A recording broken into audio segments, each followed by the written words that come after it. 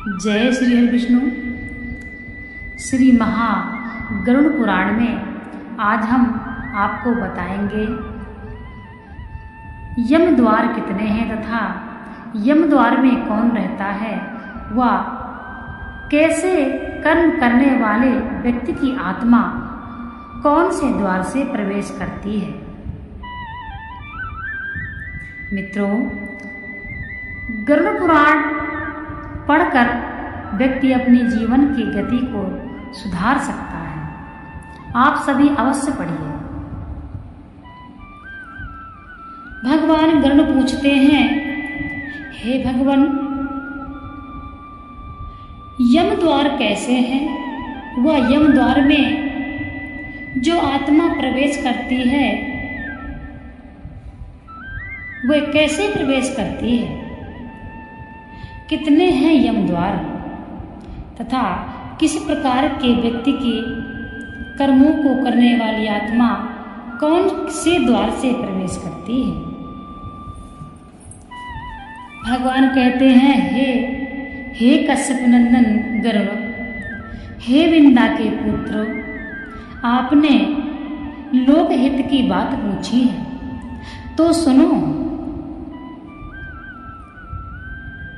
यम द्वार 4 होते हैं, अर्थात पूर्व द्वार, उत्तर द्वार, पश्चिम द्वार और दक्षिण द्वार।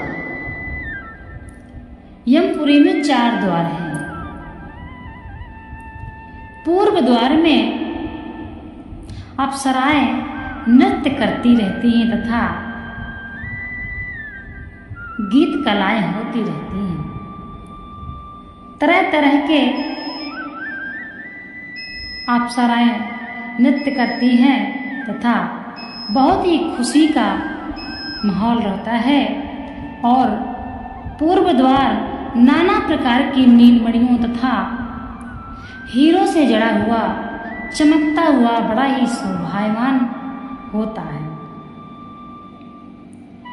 जो व्यक्ति अपनी जिंदगी में ब्राह्मण को दान करता है, गौ दान करता है, भक्ति मार्ग पर चलता है,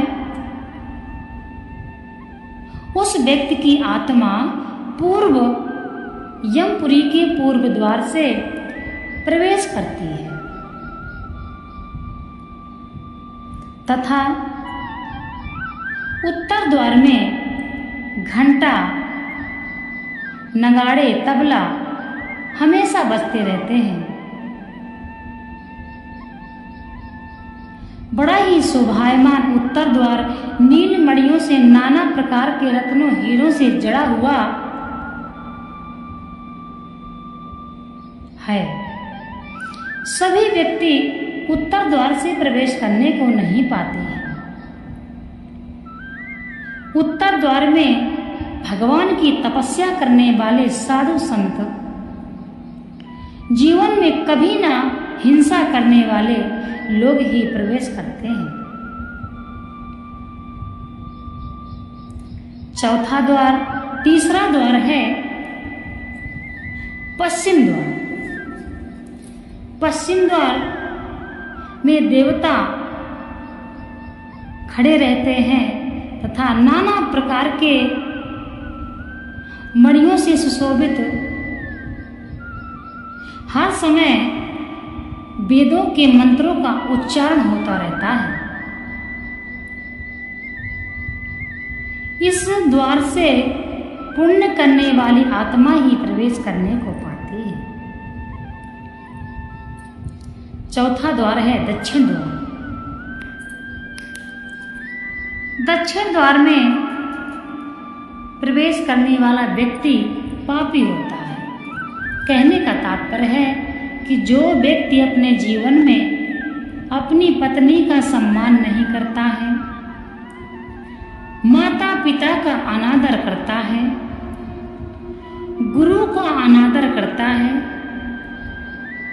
तथा जो व्यक्ति अपने मित्रों के साथ विश्वासघात कर देता है, अपनी पत्नी के साथ विश्वासघात करता है तथा घर में आए हुए अतिथियों के साथ विश्वासघात करता है या उनकी हत्या करता है,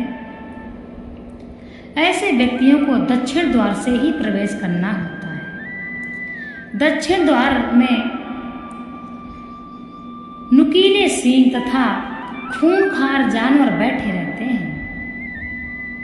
भेड़िया, शेर, भालू, चीता इस प्रकार के खूंखार जानवर दक्षिण द्वार पर पहरा करते हैं। सभी के मुख से अग्नि निकलती है क्योंकि सभी अत्यंत भूखे रहते हैं। जब व्यक्ति दक्षिण द्वार पर पहुंचता है तो हाय भ्राता करके रोता है और तरह तरह के खूंखार जानवर उस पर हमला करते हैं, उसको नुकसान पहुंचाते हैं। इसलिए ऐसे कर्म ना करें कि हमको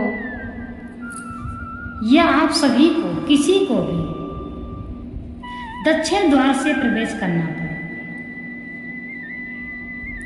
श्री महागरुड़ पुराण में व्यक्ति को समझने के लिए, अपने जीवन को सुधारने के लिए बहुत कुछ बताया गया है।